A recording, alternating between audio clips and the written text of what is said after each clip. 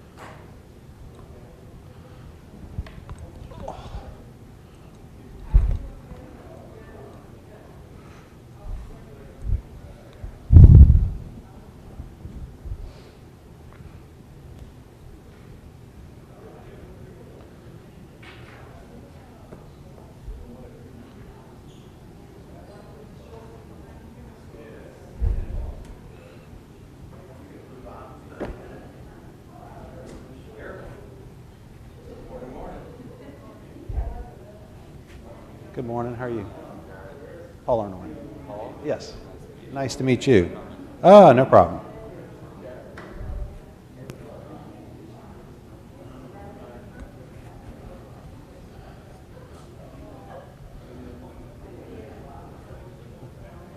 All right, I have one request on these books. I brought like 12 because I didn't know how many people. If you just wouldn't write in them. I know. Okay. I have to get them back.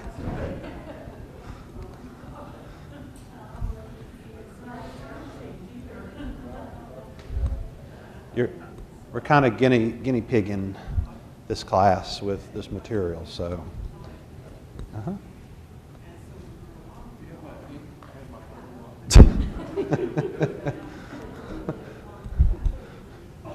It's not.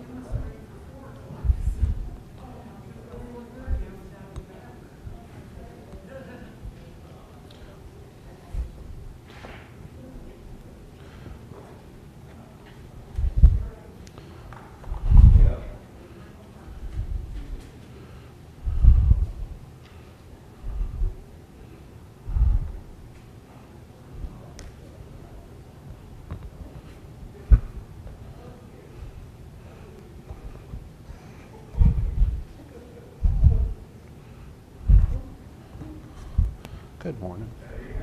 How are you?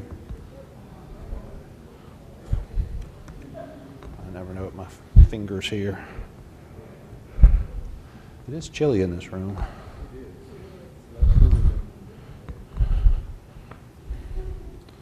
All right.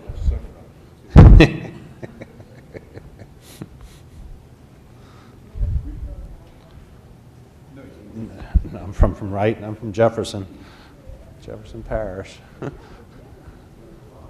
Old Jefferson, that's me. Right down the street from Ochsner Hospital.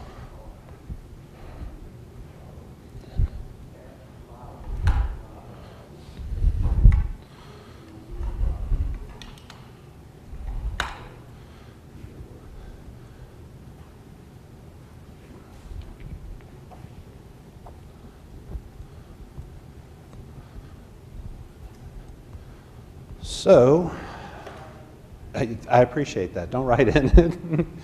You heard the instructions. That's good. Well, it's 9:01, so I'd hate to be that guy who starts late.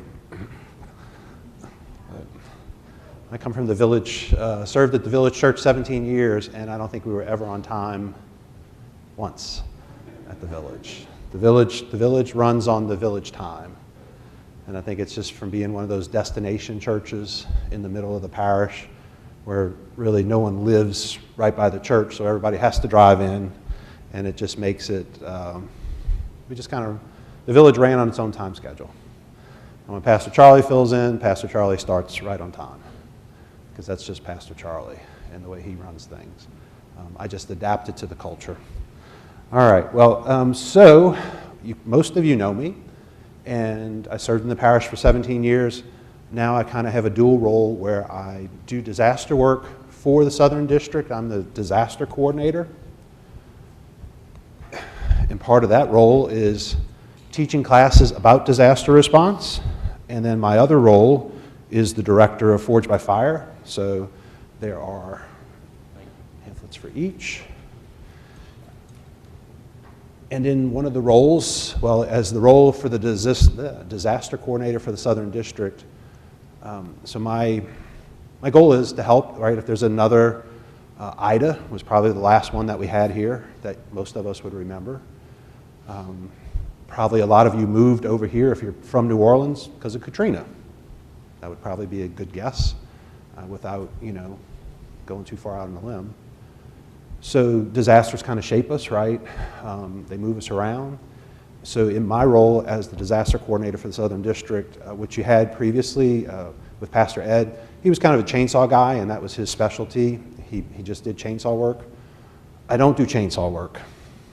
One day I'm going to take the class, probably at the end of April or beginning of May, and there is a class being offered.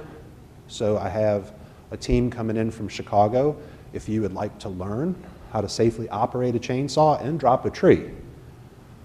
So I know we're going to sign Pastor Lou up for that because I said the word safely, right? Not just drop a tree, but safely drop a tree.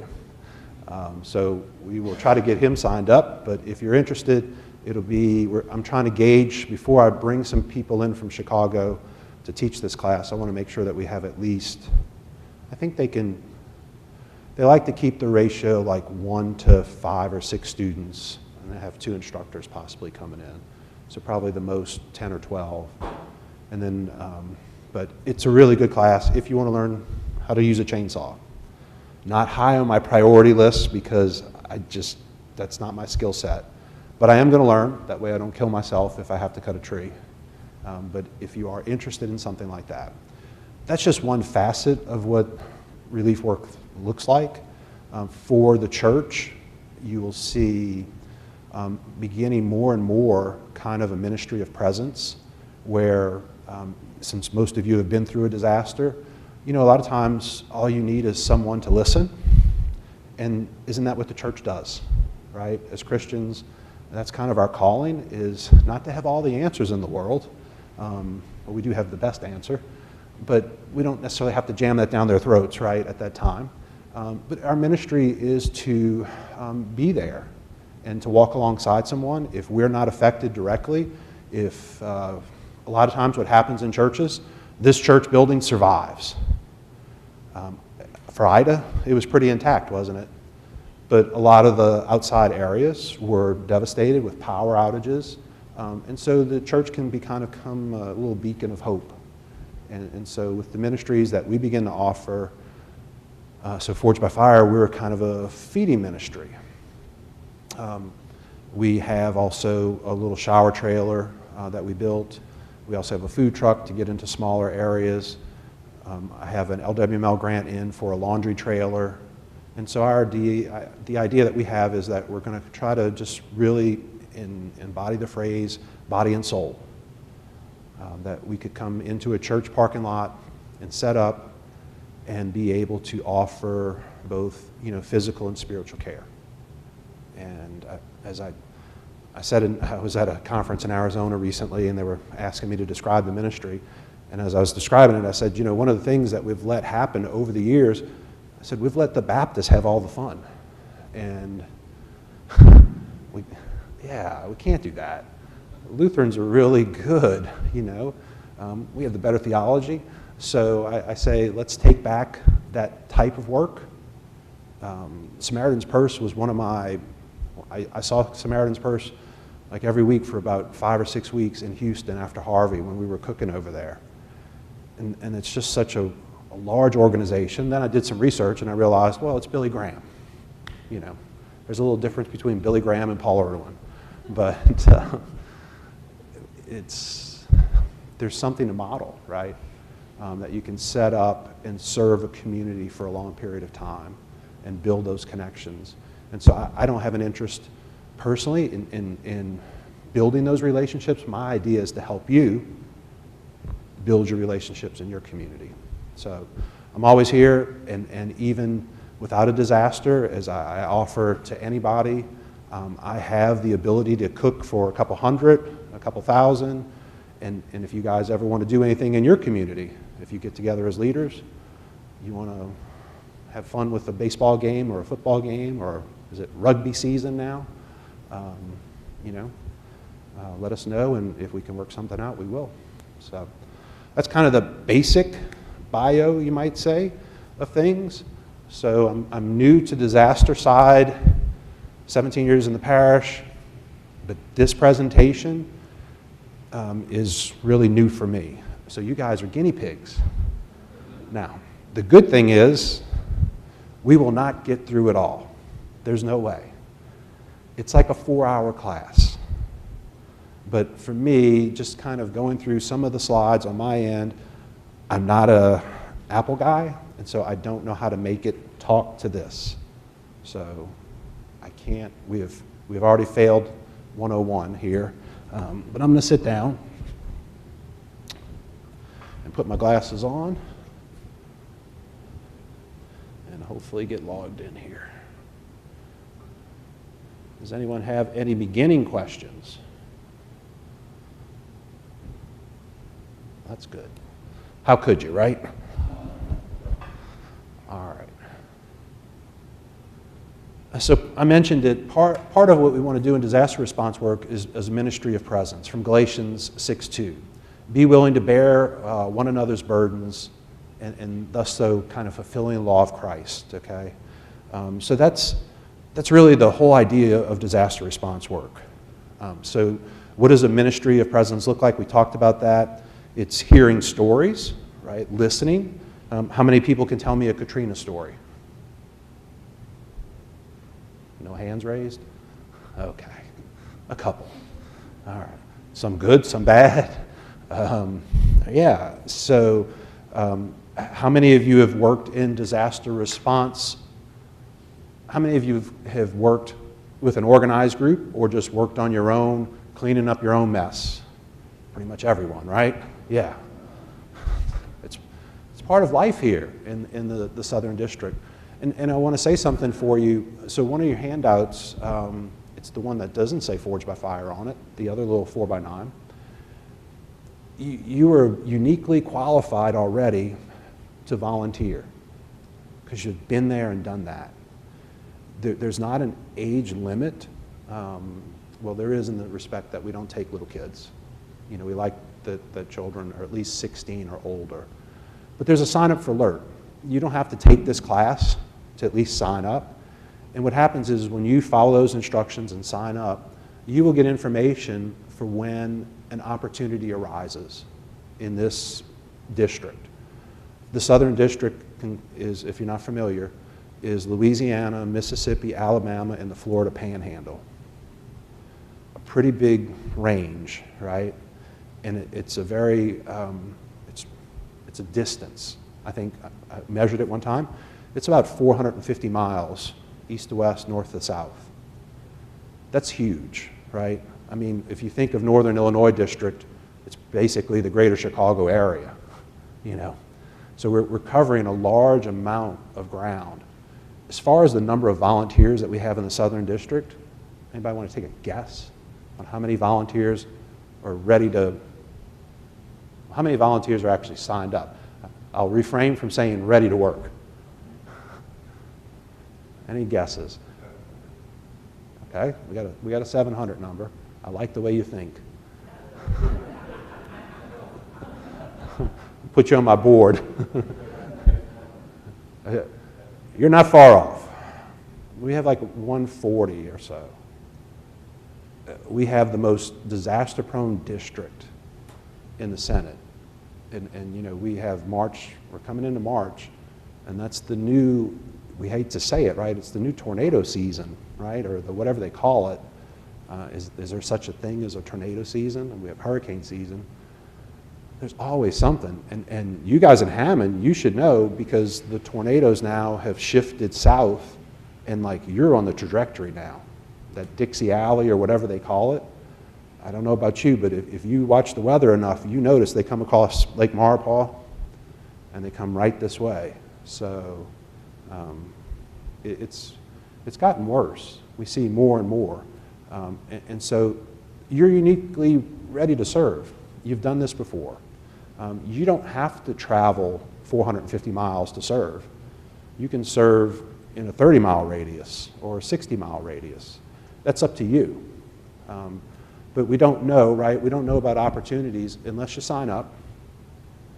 Because what we've learned, and having served in the parish for 17 years, a parish pastor gets a lot of stuff on their desk.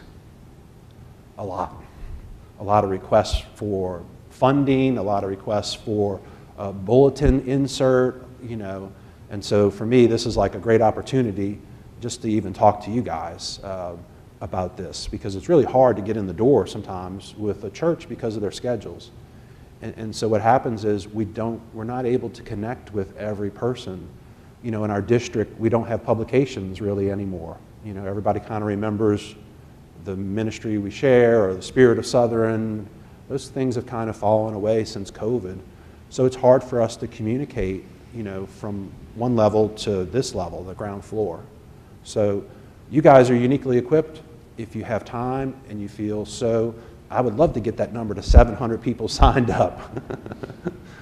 It would be the heavens would open, and I would be great. Yes, ma'am. Yes, ma'am. Yeah, we carry a huge, and the thing that I think now that I've taken on this role is that I don't need the people from Hammond, unless you're able, right? You're at that point in life where you could travel to Panama City.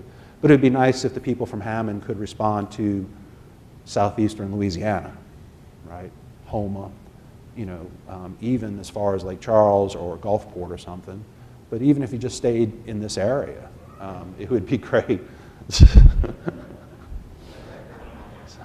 They're excited. So it is that ministry of presence. It could be just debris pickup. We talked about that. Serving a meal, chainsaw work, cleaning out basements. Basements. You know who wrote this, right? Northerners. Well, there might be some basements on Carrollton, maybe. First floor. Okay.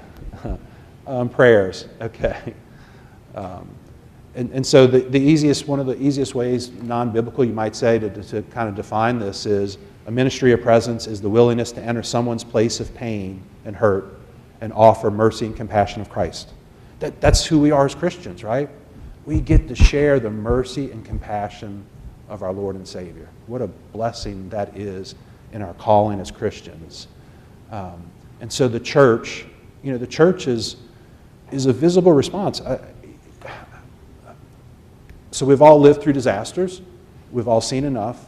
What is one of the most, and I can tell you this, I shouldn't even ask the question, I'm posing it the wrong way. The church is the response for the American people. I'm not knocking the federal government. I'm not knocking the state government or local government, but it's the church. We all get that, don't we? Yeah. I mean, there is that funny thing about what FEMA really stands for, and I won't say it in church because my wife will hit me, but we know that FEMA is not here to fix everything. If they even respond. In North Carolina, we're trying to go back in 2 weeks. They're so, just like Ida. I mean, there's people a year, well, not a year, but 6 months after Ida took place in this area, there were still people living in sheds and tents in Jefferson Parish, in Lower Jefferson. The government doesn't come in and just magically wave a wand and fix everything. We know that. And if it wasn't for churches, the power of little groups like this that come together, the response would be horrible. But churches and Christians, that's our ministry that we share. It's just like a natural extension of what the church does. It's care and compassion to those in need. So God bless you for what we do. But this is kind of the reason why we do serve, to help people. So what are disasters? If we just want to talk in very general terms, disasters, natural disasters, forces of nature, right? Floods, windstorms, fires. We see fires all of a sudden lately in the California region, Hawaii. human disasters, violent actions. So I took on this role in November. We're going to start probably at page 8, in case you were looking. But you don't have to look in there. It's more or less just to keep you amused in case I go off track. January 1st, when I woke up in the morning, much like you turn on the television and all of a sudden you see that, who would have thought the words terrorist in New Orleans would go together? And you hear, well, it was a possible terrorist attack, that someone drove a car through a crowd of people. And, it really didn't dawn on me January 1st that that's part of my new role, is to respond to these types of incidents. And so we're not equipped in the Southern District. We don't have those teams. We haven't developed that yet, where we have people that are interested in going into that type of situation and just ministering to the people there, right? That ministry of presence, just being there, offering a shoulder to cry on. And so LCC, which is Lutheran Church Charities, they came in from out of state. They brought a comfort dog, and we met them in town, and we worked with them on Sunday and Monday following. And it was great to be there. In the city of New Orleans, which is full of history and full of religion, we might say, there was one clerical on Bourbon Street, and it was me. There were 2 Billy Graham chaplains, and there was another chaplain that didn't have any kind of identification on, just a jacket. But it was a very small spiritual presence, a Christian spiritual presence there. And it was a great opportunity to talk really more with law enforcement. But the LCC has a great ministry, and there's some guys here that I know are probably pretty handy with saws, and I look forward to introducing this ministry to the Southern District. It's called Hearts and Crosses. And so if you've seen any of the pictures from New Orleans post, that weekend, LCC brought in these beautiful wooden crosses. They're painted white, they're all uniform, and they have a heart in the center, and they put the victim's name, and it says it's just a heart of mercy and compassion, and they attach a Sharpie, and it allows people who are grieving to write a message. It's just a way of processing. Those crosses are now at the Cabildo. They've kind of they're becoming part of the permanent display of what took place on January 1st. Now, I don't know about you, but the sinful side of me, I'm a little proud of the Lutheran Church, for having something visible, right? So it's a great ministry, and it's something that even you can do, right? I don't have a table saw anymore or a radial arm saw. I try to keep my fingertips nice and healthy. But if there's someone here who likes that, it's a great ministry. And it's just building the crosses, painting them. They look really nice. They're sturdy. And they've stood the test of time in New Orleans now for almost 2 months. And they've been moved. So it really is a great opportunity. So disasters, like I said, we think sometimes of just natural disasters, these horrific things, but then there are also these acts of violence, these terrorist attacks, things that maybe we didn't think.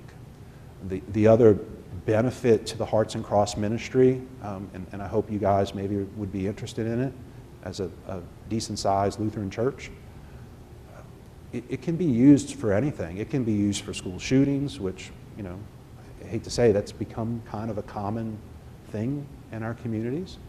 It can be used, just the hearts themselves can be used for law enforcement or for public officials as a way of saying thanks after their time of service. So it's a great way to connect. It's a great way to have a ministry of presence in your community. So as that information becomes available, I'll make sure that I share it with you. Hopefully it's something that we'll be able to put together and find some people that are interested in doing this. So what is the typical response in a disaster? What happens after? What's some of the things that we think about? Who's first on the scene? Ma'am? First responders, right? Yeah. So we're not first responders. That's one of the greatest points. The Lutheran Church, we're not first responders. Often I will get a call from someone, the disaster has just happened. Pastor, you going? And I'm like, not yet. Just cool your jets just a second. Let's take an inventory and see what's happening. We are not first responders. I wouldn't want to see the insurance bill that I'd have if I designated myself a first responder in Louisiana. My insurance company loves me enough, as they say. I can't imagine that they would love me a whole bunch more if I designated myself first responders. We're not first responders. So we do see government agencies or larger organizations that are first responders. We have to let those groups come in, right? We have to let power companies have the right of way, and then we can come in, right? When it's safe. We don't want to. I never want to be a burden, and I wouldn't want you to be a burden on a system. That's one of the hardest things, that you have to find that balance in recovery work. So hopefully the local government and emergency officials will step in, and then sometimes we see FEMA. Not always right away. We do see the Red Cross, and then we will see the LCMS and their disaster response teams. And so what Peggy and I have learned, and what you probably learned after Katrina or any other storm, is the Red Cross is there, and this is why I pick on my Baptist brothers so much, is a lot of times the Baptists provide the food for the Red Cross. Now, how many remember eating those delicious meals from the Red Cross? Okay. Okay. Yes. Yes, ma'am. Yes. Yes. You're right. I'm going to go that they weren't really delicious. Okay. They were there. There you go.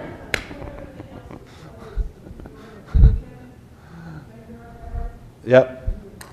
Yes. You are. You're and that's the thing. And this is where, when we started, and it's not a knock, it's just one of those facts, is that we said we never wanted to be the Red Cross in the respect that I really want to serve people good food. Because I've had enough of their hot dog and some lima beans or something. Some of the oddest choices that I've ever seen put together on a plate came out of the Red Cross. Hopefully no one here works for the Red Cross. Okay, good. All right. Yeah. No. Yes, sir. Mm-hmm.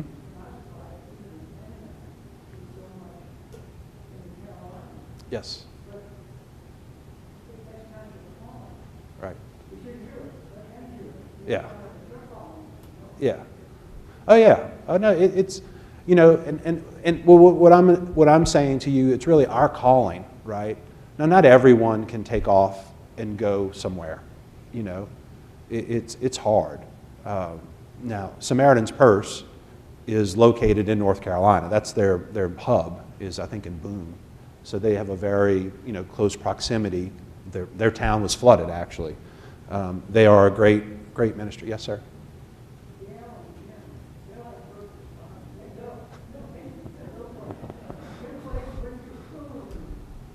Yes, I know. I know them well.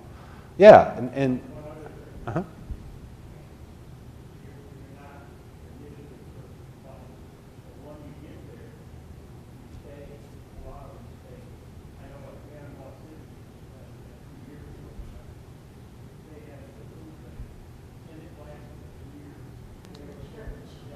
Yeah.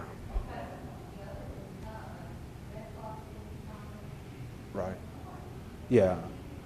Resources get stretched, right? And I mean, that's the reality of the world we live in. Nothing's free, and resources do get stretched.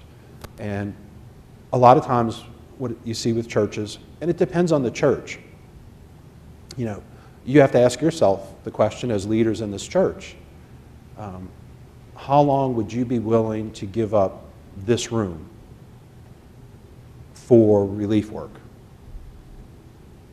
if your church was back up and running? How long would you be willing to give up this space and a portion of your parking lot? And that's a real question, because if we get hit with another hurricane and the neighborhood's destroyed, say, and we have crews coming in here to work with you to help the neighborhood. So my job is to make sure the pastor is good, right? The church members, and then we work on your neighbors in the community. That's kind of the order that we have in priority. So we make sure first that Pastor Lou's good, his house is secure, and the church is secure, and then we start with the church members and their friends. But inevitably it comes up is, how much time are you willing to allow? So the church that was in Panama City, they went, I think, for over a year or two. It was a great outreach to their community. They offered something because there were so many people hurting after it was Michael, right? Michael was the storm. Yeah, that they kept that food bank going. A lot of churches, 2 or 3 weeks later, they're saying, hey, you know what, we want to get back to normal. And don't say that you won't do it, because it's liable to happen here, and then you're going to have a tough decision, and you're going to be going, we'd like to get back to normal, whatever normal is. And that's the problem, right? We got all too comfortable with that phrase, a new normal, didn't we, in COVID? I'm not sure what that really means, but we all say it. Well, it's the new normal. But there's a new normal after a disaster, and sometimes we want to get back to what we used to. So when you do have trailers here with disaster relief workers who are coming in from out of state, they're not getting paid to help a community. They just need a place to come to at night, right? They need a place to take a shower, rest, eat, and then go back out. But you as a congregation, you have to ask yourself, is this something that we're going to support? Or are we going to say 3 weeks later, it's time for you guys to move on, find a new parking lot. So that's a tough decision, and only you can make it, and there's no judgment. It's just the idea that it is a way to continually connect with the community that you live in and this church serves in. So we are just kind of a vital part of it. So the basis for the church's response to disaster is found first and foremost in Christ and his love for us. Okay, so 1 John 3:16. For this we know the love of Christ laid down his life for us, that we ought to lay down our lives for our brothers and sisters. If anyone has the world's goods and sees his brother in need, yet closes his heart against him, how does God's love abide in him? So little children, let us not love in the word or talk, but in deed and in truth. And then from Galatians 6:10, so then, as we have opportunity, let us do good to everyone, and especially to those who are the household of faith. All right, so this is kind of part of, the basics that we do.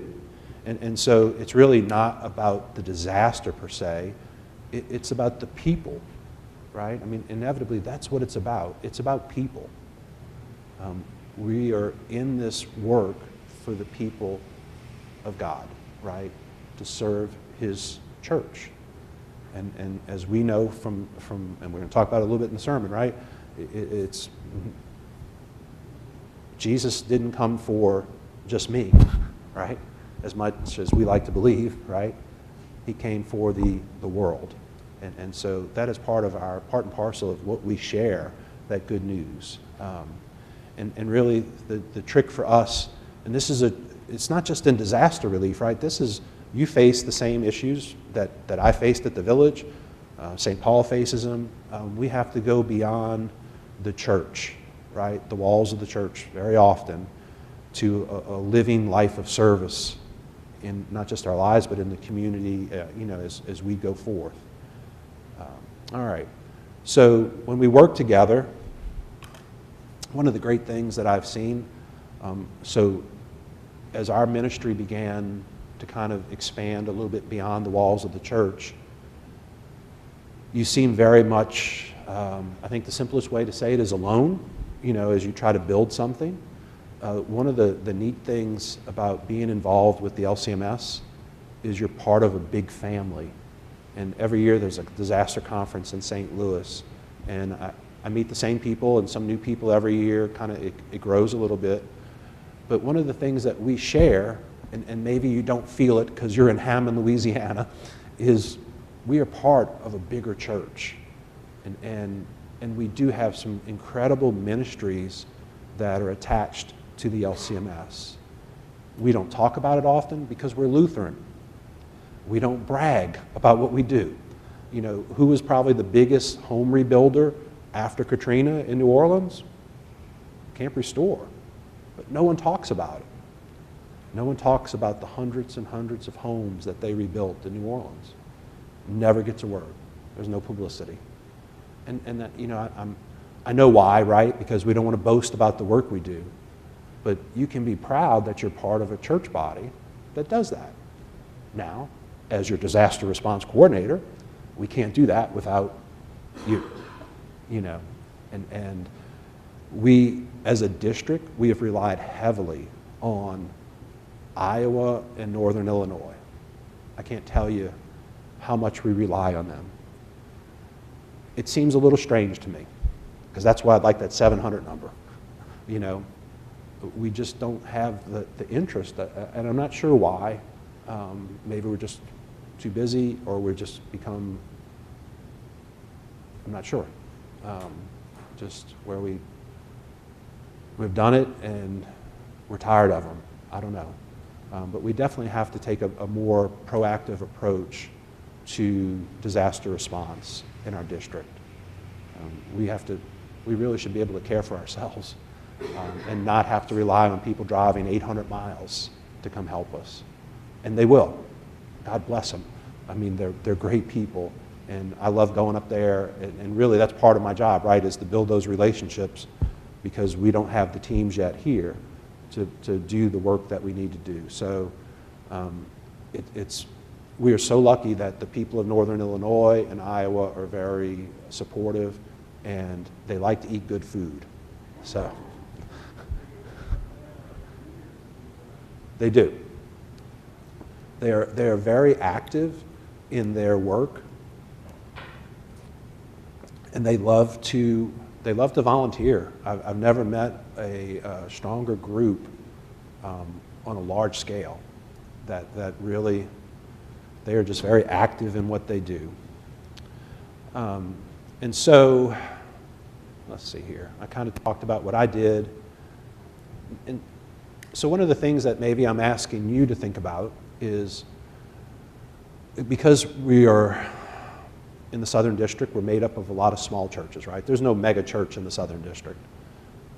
Maybe back in the day you had Trinity in Baton Rouge, and maybe Bethany back in that was your two. And then if you go back many years, I'm sure you'd go back to St. Paul or something in New Orleans, First English, yeah. And you know, we just buried Pastor Tagg on Monday. Those days are gone. You know, so we're smaller churches now. You know, we're 30 to 60 or 100. And so usually what happens in the Lutheran Church, and especially say in these larger church, in larger districts, is a church comes together and they build a team. And so you have a disaster team. And depending on your interest, right? Let's just say we're not going to be chainsaw people here. I know that's going to be the dismay of some people, but let's just say we're not going to be chainsaw people, but you know, we're really good at carpentry work. You know, we don't mind cutting out sheetrock and pulling insulation and helping someone recover. So maybe you have 3 people that are interested in that, or three, you know, husband and spouse. But maybe we take you 3 and combine with another church, and we create a team. You know, that's going to be my thought process, is that none of us are really big enough to have our own team. But I think if we work together with other churches in our circuit, then we can kind of join forces. And then maybe we can put together, because maybe we do have one person that really loves to live dangerous with a chainsaw. And so we can hook him up with someone else with another church, and they create their own team.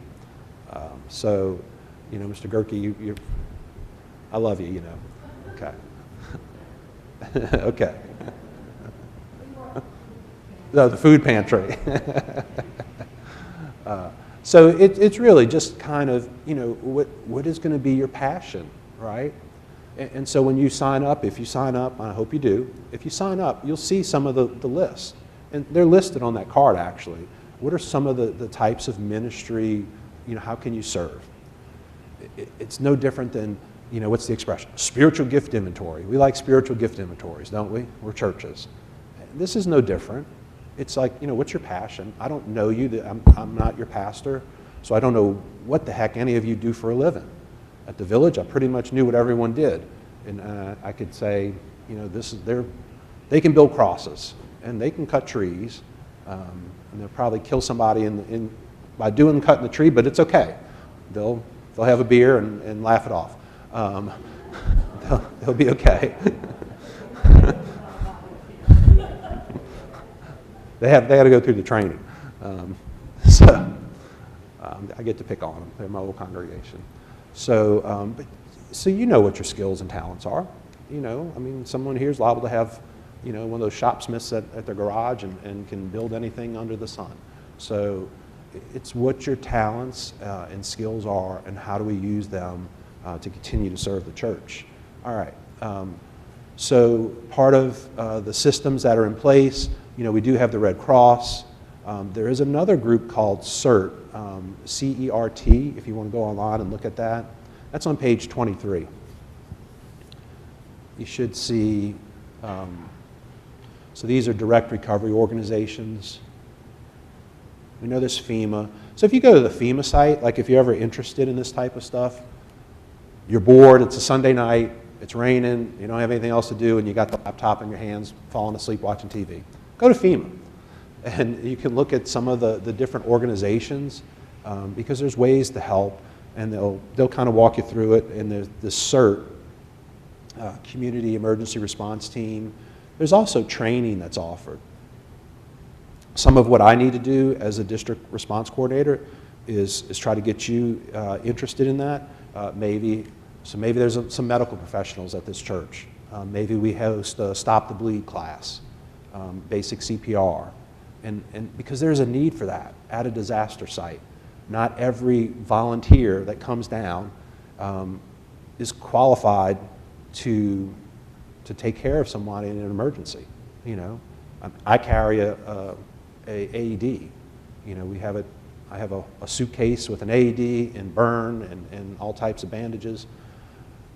My wife's proficient at that, and she's willing to shock me back into rhythm. But I'm not sure how qualified I would feel, even though it walks you through it. I would probably be really shaking doing that.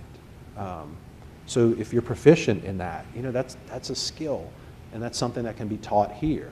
Stop the Bleed class is an important class, especially when you're working around things with blades, whether that's cooking or chainsaw cutting. So it's just take a look at that. And if you look there, it says, part of what we do, right? It's always about pointing people back. So how many are familiar with the term RSO in the Lutheran Church? Yeah, it's part of the vocabulary salad, or whatever we would say, acronyms, recognized service organization. So that's what Forged by Fire is. We're an RSO, which means that we just kind of align with the LCMS, with values. And we go through kind of a little bit of a doctrinal review. And so as an RSO, part of my mission that we have for Forged by Fire, it's always to work first and foremost with the Lutheran Church. And so what's the advantage? Well, the advantage is for you, right? That if there's a disaster, that we come in and we would work with your church. And that we are always proclaiming Christ, right? We're proclaiming Christ crucified, Christ risen. We get to share, so we work in close proximity, as we say, with Word and Sacrament ministry, what this church does here. And so the object is not to be the Red Cross, right? No knock, but we're not the Red Cross, because we share the hope that we have in Christ. That they don't do that. And so that's what we want to do, is we want to point people back to Christ. And so we do that through the church. So, it's the Senate has come up with some really good material that, I hope we don't have to use it anytime soon because I'm too new in this job, but there are materials for us, so say if something happens here in Hammond, that we can hand out as we connect with our community after a disaster. And it points them back to this congregation, and then it's materials, say, for Bible studies that have been specifically designed to help congregations connect and to bring people in from outside the church to help them to understand, right? I mean, what's one of the typical questions people have after a disaster? Why? Why did this happen?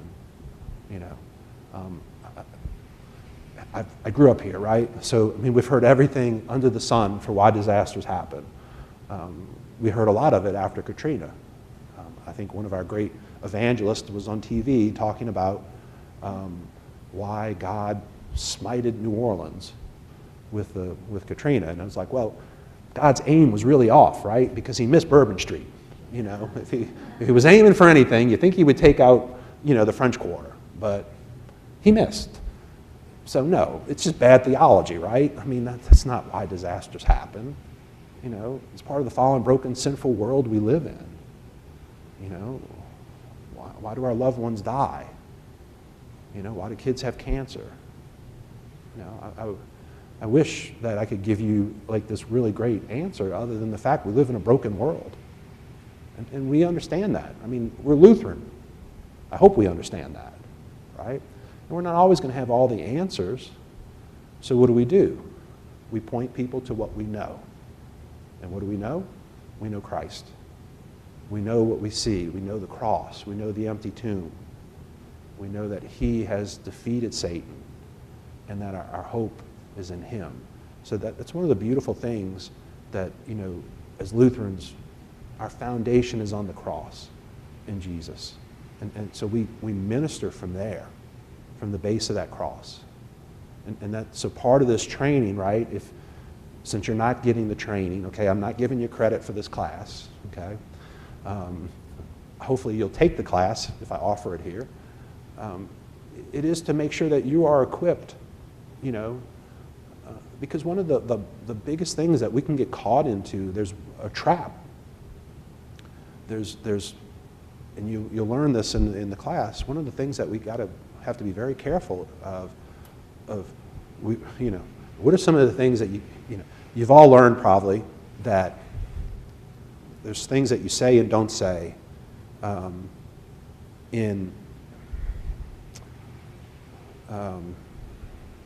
someone has cancer. What doesn't help? What are some phrases that don't really help? Okay, yeah. It's going to be okay. We can guilt ourselves for the rest of our life by some of the things that we say. And some of it is, we're very uncomfortable with dead air, aren't we? I am. I'm number one guilty person of, and you'll see it today probably, when I'm on the altar, I don't do well with uncomfortableness. I want everyone to be smiling. I know that's not going to happen. But I prefer a little warmth. And when there's not, there's a tension for me. And it's almost like you start talking, I always say, stick to the script, stick to the script, and I haven't been sticking to the script, as you can tell. But I do better, when I stick to the script, because there's those awkward things. So when we run into situations where someone says, I was just diagnosed with cancer. Oh, you're going to beat it. Oh, okay. Well, that sounds good, doesn't it? Oh, I understand. Well, maybe, but do you? I've been there. Look, I've lived most of these bad experiences. Disasters are no different, I've lived through a disaster. I've had my property flooded, I've lived through hurricanes and tornadoes and done debris work and picked up the pieces, but I've never lost my entire house. I know many of you with Katrina, you came back to a slab. Or you came back to the inside of your house looking like it was a washing machine and everything was just stuck everywhere. I've never done that. I don't know how that feels. And so we have to be very careful that we don't say the wrong thing. And we have one thing that you can say wrong is we're going to take care of it. You can't promise someone that you're going to take care of everything. It's not in your power to take care of everything. So that's some of the things that you'll learn in this class is what phrases to use and not use. It's a very delicate thing because people are very emotional. And you as a volunteer, you're going to be emotional because you're seeing what goes on in this person's life. And sometimes you've lived it, but you still have to be very careful about what you say.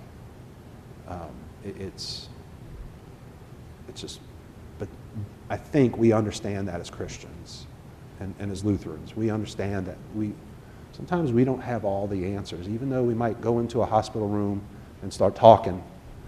Sometimes we need to go into a hospital room and just listen. Again, guilty, because you hear, I don't like silence. We just start talking, and sometimes we just have to sit back and listen. So if you do take the class, we'll practice that.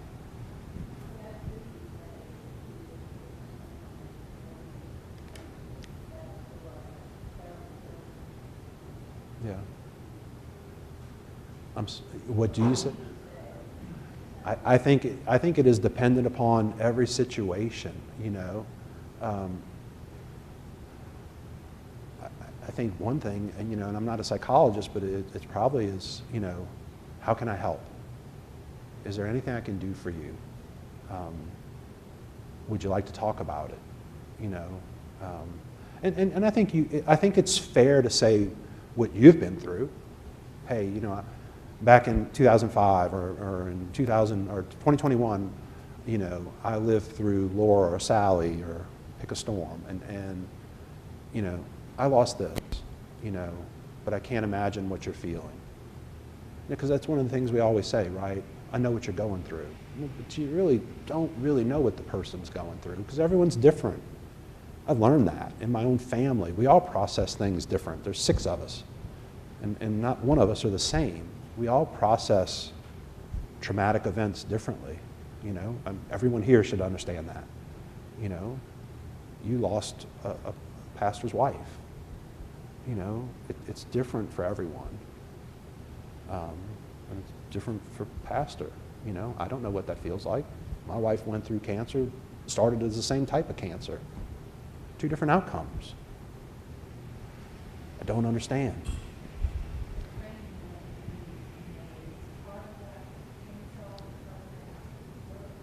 The basic, I do have a basic LERC class scheduled in Slidell for May 3rd. Yeah, but I can schedule something here.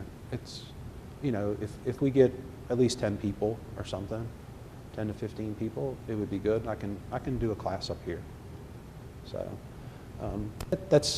it's a great question, and I think that's something that we always need to explore as Christians. How do we just learn to listen? And what we do share is always going to be, what we do share is what we know to be the truth in Christ, right? I mean, that's all I can ever share with someone is what's the hope that I have? If you're a Christian, what's the hope that you have? You have a hope in our Lord. I did a hospice home visit yesterday. The person's a Christian. It's so much easier to talk to someone who's a Christian because I know what their hope is. I know what they look forward to. But sometimes we just need to be reminded of that. In a disaster when everything's chaotic, it's not much different, right? It's like hospice care, Point them back because it looks bleak. And one of the great things I think that we have, at least for me, in the work that we do, because you just serve food. Yeah, you can say that all you want. But if you're hungry and you haven't had a hot meal in 4 days or a week, it's a pretty good thing to hand someone a nice plate of food and not some lima beans and a hot dog. No offense. But we always serve generous portions, and do you need a prayer? Is there something we can pray with you? I had a volunteer help me one time, and I love this guy because we were in Selma, Alabama, and he started out. I do like a Chick-fil-A drive-through line. If you've ever worked with me or seen this in action, it's like a Chick-fil-A drive-through line. And he would start the conversation with the people as, how can we bless you today? And he's definitely not Lutheran, right? Lutherans wouldn't say that. But it was really nice. It was really nice. How can we bless you today? And it's just like, it opened my eyes. It's like, it is a blessing. And almost everybody that went through that line, probably 500 cars, they all stopped for a prayer. I mean, you can't beat that, And the thing that I learned is you begin to learn about people. You begin to learn about a community. Is what does this community need? Well, in Selma, Alabama, they needed jobs and housing. That's what the prayers were about. If we gave away, set up in your parking lot and gave away food one day with a drive-through line, what would the people that came through, if they prayed, what would they say in Hammond? And that's hard, right? It's hard to get to the truth. But in that moment, they're telling you the truth because they really need that help. So there's lots of opportunities for this type of work. Page 24, let's see. Christian care in time of disasters. We're the church. This is what we do as the body of Christ. Service is always an act of mercy flowing from Christ. We're not a social service organization. We're the church. So we think differently, we look different, we act different. And why is that? Because we care about the whole person. We care that they are going to be okay in the big picture, right? The temporal sometimes gets a little cloudy, but the big picture is what we care about. And sometimes, some of you, we're all different, right? Some of you are bolder than others. Some of you are more capable of using that name Jesus as it just flows off your lips, right? You're not shy. You share your faith that you have in Christ.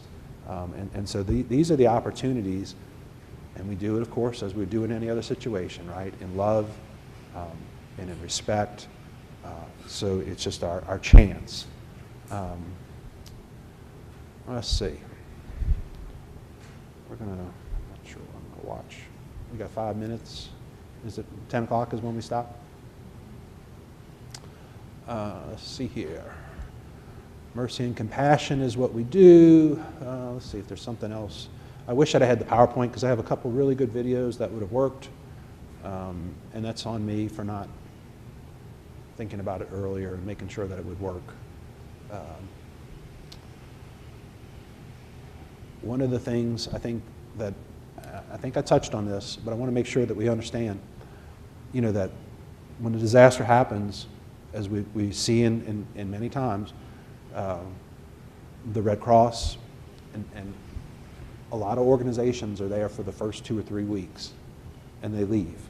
And who's left? It's you. So, and that's why it's vital for us to really act as the church and develop these types of ministries. Because so many, at least on the food side of ministry that I've seen, the bigger organizations, and I think you kind of see, not to get into politics, but you have seen DOGE at work recently, right? And you've seen some big name, and there was a Lutheran name thrown out by a general or something that was getting some extremely large grants, Catholic Charities, and there was a Lutheran. They're not an LCMS entity, okay? So the LCMS has a clean slate. We don't take money from the federal government. Forged by Fire does not take money from the federal government. But FEMA, through Catholic Charities, through United Way, they do offer reimbursements, and there's quite a few organizations that are front and center in disaster work that do receive government money. The Lutheran Church is not one of them. So, but a lot of the ones that you'll see on your Facebook feed or you'll see on the news, they are receiving government stipend for the work they do. And what happens is they run out of time, right? The government always has guidelines for everything. So after a couple weeks, they pick up and leave because the federal government money has run out. Now, they're still raising money from you, but then they leave.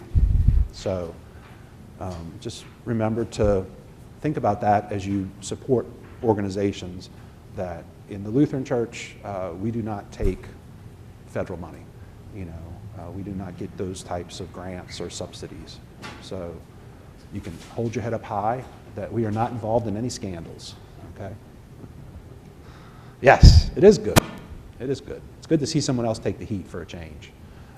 All right, I'm going to stop there. You guys have been patient with me, and I appreciate that. Is there anything that I can maybe try to answer if you have any questions? I know we just kind of got into the very basics of this. I'd really love to come back and go through this with you. It's about a 3 to 4 hour class. And if you guys can decide as a group, as a church, I could do it on a Saturday, I could do it on a Friday, I could do it on a Wednesday. It doesn't matter to me. This is my job now. As long as I don't have something else scheduled, I'll be glad to come back and work with you. Is there any general questions? Yes, sir. Mm-hmm. Okay. Mm-hmm. Yeah. Yeah, so here's the beauty of this is the software, the LCMS alert system, is you just sign up and it would be impossible for me to call those people, right?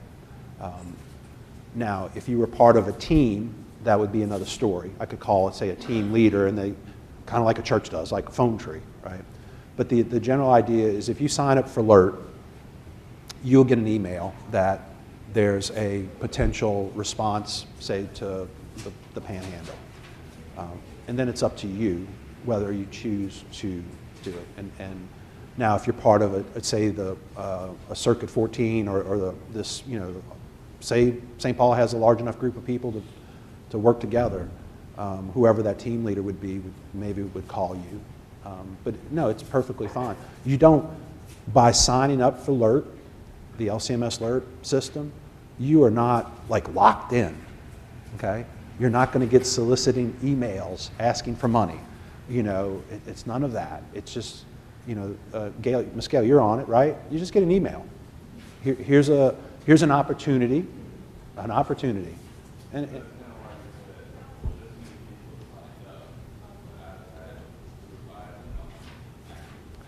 right. Oh no, I'm lucky if I get 4. Yeah. Oh no.